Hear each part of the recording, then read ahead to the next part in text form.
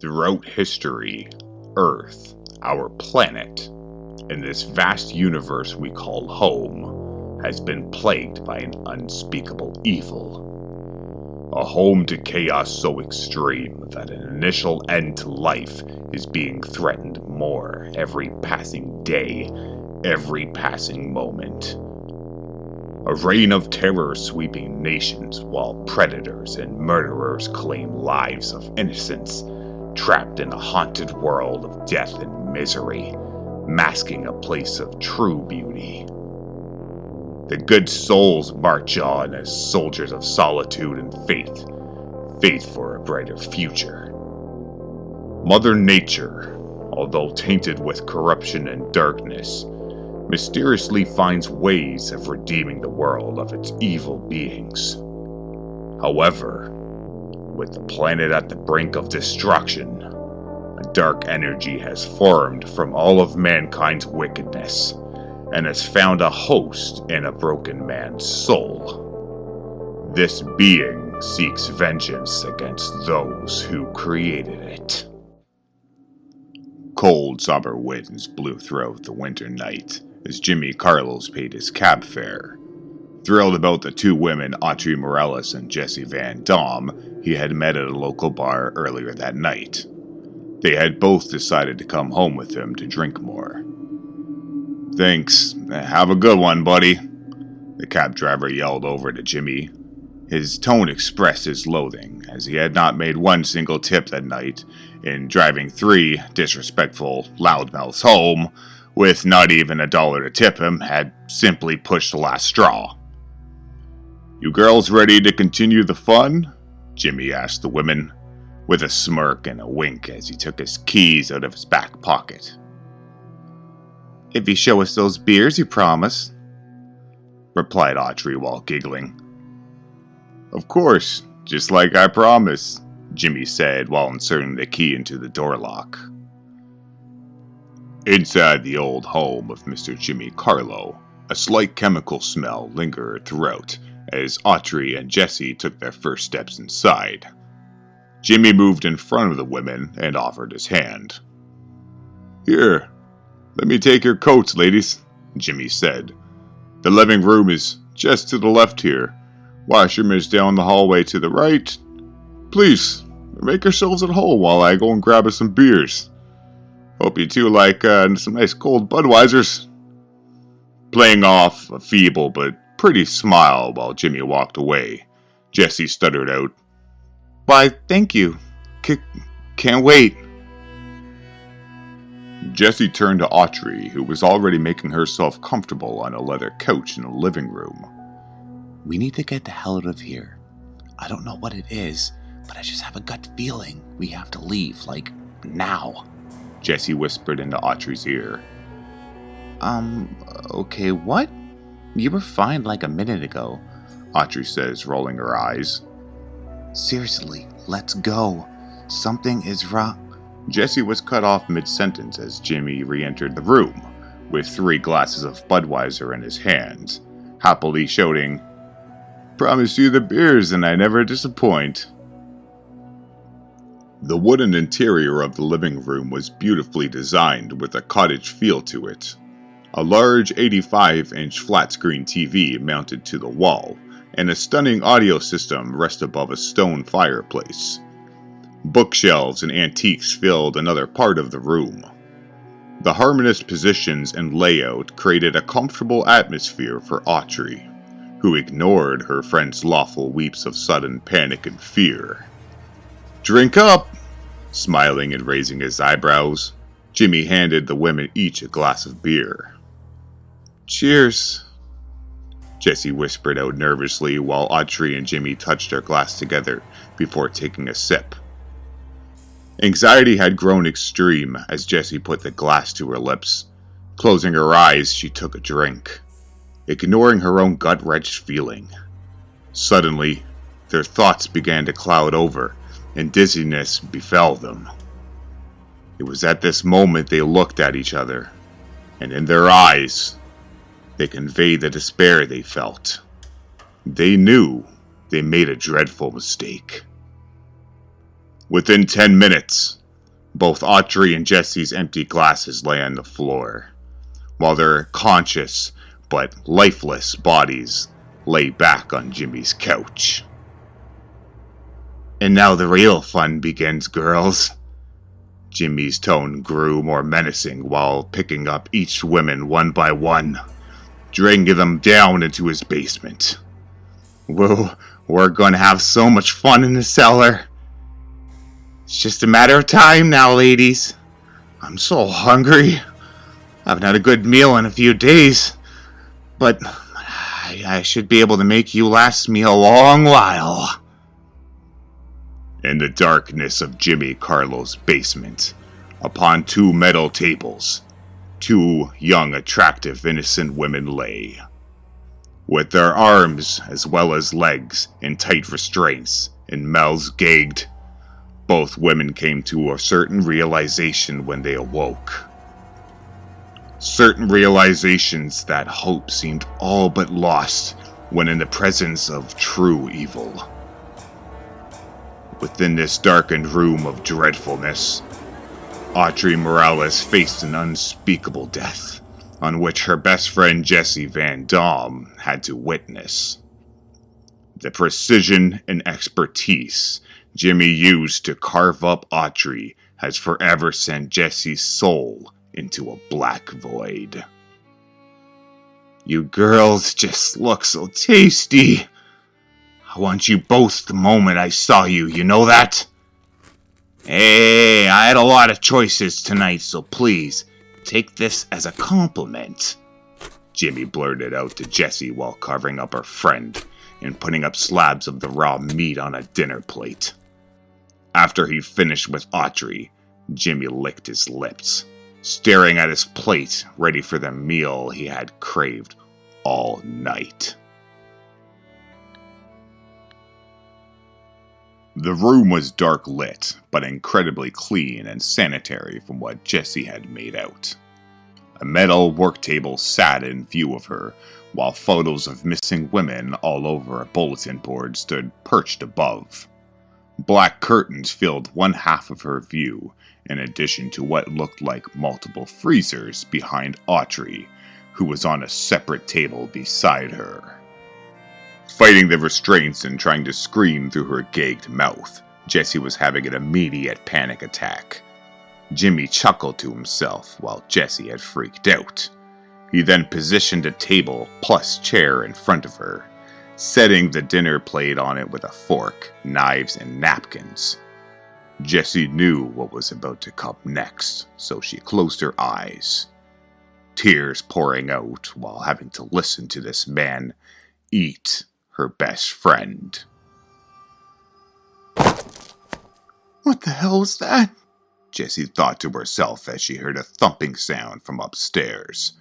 She questioned if Jimmy had heard it over his loud moaning and chewing. "Wow! Absolutely fucking delicious! Now don't worry. I won't kill you yet. I still have a lot left of your friend here. Audrey, was it?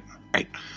I'll get back to you tomorrow. I want to let that fear really set in, because I really want to taste it," Jimmy blurts out, while laughing and chewing on a raw piece of meat. Jessie's eyes opened only to see two red eyes peering in the back of the room, ascending towards Jimmy. "This is fantastic. I can give you a bite if you'd like," staring over at Jessie while taking another mouthful. Jimmy said, with a large smirk on his face, "Come on, girl. Are we not having fun?" Jimmy's eyes widened with sudden alarm. The amount of dread he felt jolting through his body should have been enough to send him to his own grave. Instantly, tears ran down Jimmy's face as he sat frozen in fear from a presence so powerful it could devastate the souls of the damned into the oblivion of hell. Two large, monstrous-looking jet-black hands, revealing elongated fingers, rested themselves on Jimmy's shoulders as he cried out, "Please, God, I'm sorry." I'm sorry. Saturday morning on January 6, 2019, at approximately 2:33 a.m. in Castlefield City on Saunders Drive, the remains of Jimmy Carlo's scattered body parts painted his entire basement, while young 23-year-old Jesse Van Dam stood bloody, wrapped in a blanket at the end of his driveway when the first ambulance arrived on site. A 911 call came in at 2:25 a.m. 221 Saunders Drive. Blood is everywhere. Girl needs ambulance. A bizarre and unsettling voice spoke. Saunders Drive? That's only a few blocks away, Detective Paul Nelson muffled under his breath before lighting up a fresh cigarette as the call came through his police scanner. Paul, feeling baffled, looked over at his partner, Jen Shire, who was eating the last bite of her favorite hamburger she had got every time they went to Uncle Dave's Burger Shack, which was nearly every day. The two had been teamed up for 3 years, and although Jen being 10 years younger than her partner, she showed considerable levels of skill for her age due to her time in the Navy SEALs. "Don't look at me. Let's go, cowboy," mordantly replied Jen, looking back at Paul sitting in the driver's seat of their Chevrolet Tail. Paul shook his head smiling, and the two had a small chuckle as the car went into drive. Upon arriving at the house of Jimmy Carlo, both detectives noticed a young woman. Bloodstains trickled throughout her hair and neck. She sat wrapped inside multiple blankets within the back of an ambulance as paramedics looked her over. "Jesus Christ! What the hell happened?" Paul said aloud as his vehicle pulled towards Jimmy's driveway. A paramedic named Kevin Rogan ran over to the detective's vehicle as they parked and got out. "Good evening. We are Detectives Paul Nelson and Jen Shire. Want to tell us what the hell is going on here, son?" Paul said in a stern but charming manner to the paramedic. Jen stood next to her partner, just as curious about the situation. I'm sorry, sir, I don't know. None of us do. We just showed up minutes before you guys. She was just standing outside here covered in blood. She won't say anything either. She's just in this state of shock," Kevin uttered out uncomfortably. Paul and Jen gave each other a certain look, then nodded before taking out their handguns. The two then proceeded up to the front door, guns in hand, anticipating anything that may come beyond those walls.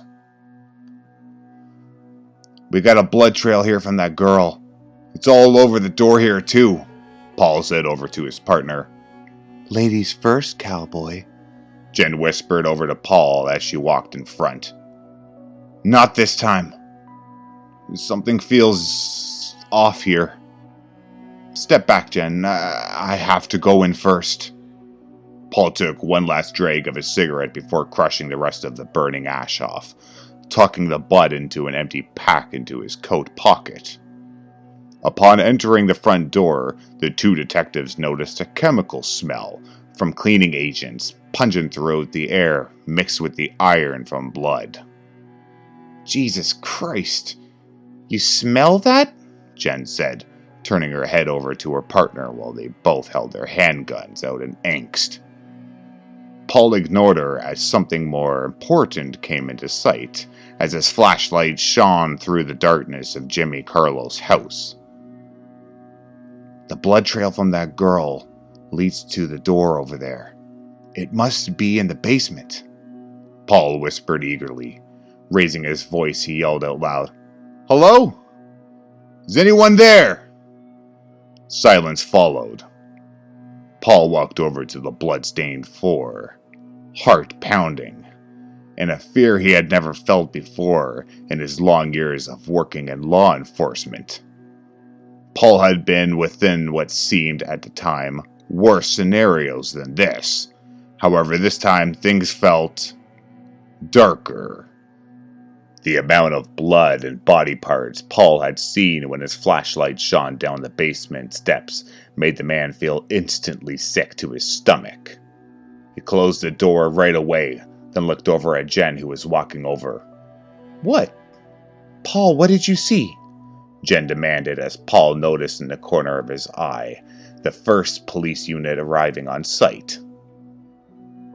Pulling out his cigarettes, Paul looked at his partner with a mortified look on his face, then replied, "It's a goddamn horror massacre down there. Get on the phone with the forensic team right now and get their asses down here as fast as possible. We need to talk to this girl before the paramedics take her away." Officers Marlon James and Patricia Steele jumped out of their car and ran into the front of Jimmy Carlo's house, as detectives Paul Nelson and Jen Shire step out of the front door. Paul lit up a cigarette while Jen gave the officers a respectful nod as she walked past them, yelling to the forensic team on her phone to hurry the hell up. "It's really fucking bad. Blood is everywhere in the basement," Paul immediately tells the officers, pointing at Marlon, and demanded him to go to the back door right away. "We need you to stay back there until further notice." Paul then looked at Officer Patricia Steele, who was taken aback by his control of the situation. "You stay here and guard the front door. Nobody goes in until the forensic team arrives, and goddamn, you need to call more units here immediately." The cold winds of the winter night died down as a soft, gentle snowfall took its place. Jessie Van Dam sat wide-eyed, tears streaming down her face, within a state of shock inside the back of an ambulance when two figures wearing trench coats and fedoras walked into her view, a man and a woman. "Hello, Jessie. I'm Detective Paul Nelson, and this is my partner, Detective Jen Shire," the man said whilst flicking the ash from his cigarette. A woman stood next to him, short-haired but easy on the eyes, and a charisma tough as stone. She wore black-rimmed glasses plus 2 earrings in each ear, where her partner Paul was significantly taller, wore a mustache, and had a rough, aged appearance. "Tell us everything that happened." "What did you witness exactly?" Detective Jen Shire politely demanded. Red eyes. It had red eyes," mumbled out Jessie. "What had red eyes, Jessie? What was it you had seen?" Detective Paul Nelson prodded eagerly. Silence followed until a paramedic walked over. "We need to take her up to the hospital for further treatment," said the young paramedic, Joanne Hart. "She has suffered a terrible experience. I'm so sorry, miss. We will do everything we can do to help you get through this. Let's get you on this gurney here." Jen put her hands on Jessie's shoulder, then spoke in a calming voice. "Don't worry, you're safe now." "Can she ride with you guys?" "I'll follow behind," Paul asked Joanne. "Absolutely, no problem," replied Joanne with no hesitation. The engine of Paul's Chevrolet Tahoe came roaring to life as he turned the key of the ignition, lighting up a new cigarette with the butt end of the one he just smoked, subsequently crushing it after and tucking it into his empty pack. Paul's nerves felt at such an unease he couldn't shake it off. Pulling out of the driveway, he noticed the second police unit down the road quickly approaching. Paul's mind wandering as he drove to the hospital, hopeful that Jen was able to get a quantity of helpful information from the victim, Jessie Van Dam. Once at the hospital, Jen got back into Paul's vehicle, thus explaining to him, "She didn't say anything besides red eyes again. Whatever happened completely traumatized that girl." "Shit. Well, let's get back there," Paul retorted in a perturbed tone. Police with forensic teams roamed the front yard of Jimmy Carlo's house as Paul and Jen arrived back while the snow continued to shower down, tranquil and self-controlled. Locking his vehicle, Paul shouted towards Patricia Steele, who started heading over towards him and Jen. "Tell me everything. What in God's name is going on here?" "Honestly, Paul, it's unlike anything we've seen before. The basement is..." Patricia retorted before trailing her sentence off and losing eye contact. Patricia Steele had known both detectives for years and helped each other out with many homicide cases. However, this time, darkness has taken a more sinister loom in the heart of Castlefield City. Feeling overwhelmed at what she had seen and discovered in the basement of Jimmy Carlo has set her imagination running rampant, quivering with a fear of the unknown. She wonders just what lurks in the shadow of this city and what it truly wants. The basement is what? "Patricia, hey!" Jen pleaded. The basement, there's just so much blood, but its head, it's merged with the ceiling," Patricia stuttered out in response. From all of the years working with them, Paul and Jen had never seen Patricia stutter once. This came off as very unusual, as were her mannerisms and dismay. "Merged to the ceiling, you said?" Paul looked over bewildered as he questioned Patricia, who was still unable to make eye contact. Two men from the forensic teams had begun walking past the detectives and Officer Patricia Steele, holding two separate power saws. Jen took notice of the two men as Paul was busy looking for an answer from Patricia. "Hey!" Interrupting Paul and Patricia, Jen thus informed her partner to check this out. She pointed towards the two men carrying power saws as she headed toward the entrance of the residence. "Shit! What the hell's going on here? We have to go check this out right away.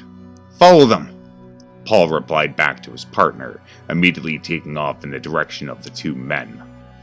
Within the basement walls, a grotesque quantity of blood was spread across, as well as various body parts that scattered the room, while the two forensic technicians walked down the stairs. Paul and Jen followed close behind. "Jesus Christ," sputtered Jen, eyes widened in high alarm at the horrendous sight. "What do you need those saws for?" Paul urged the forensic team out of curiosity. It was then that Paul noticed what appeared to be fixed to the ceiling was the head of Jimmy Carlo. Silence followed as the forensic technician set up a ladder. Paul and Jen could only stare at the torn-out eyes on Jimmy Carlo, who had a strange black material fusing his spine to the concrete ceiling above. Hideous burns scarred the flesh on his face as remnants of combust seared the ceiling close above. "This isn't human. Whatever did this?"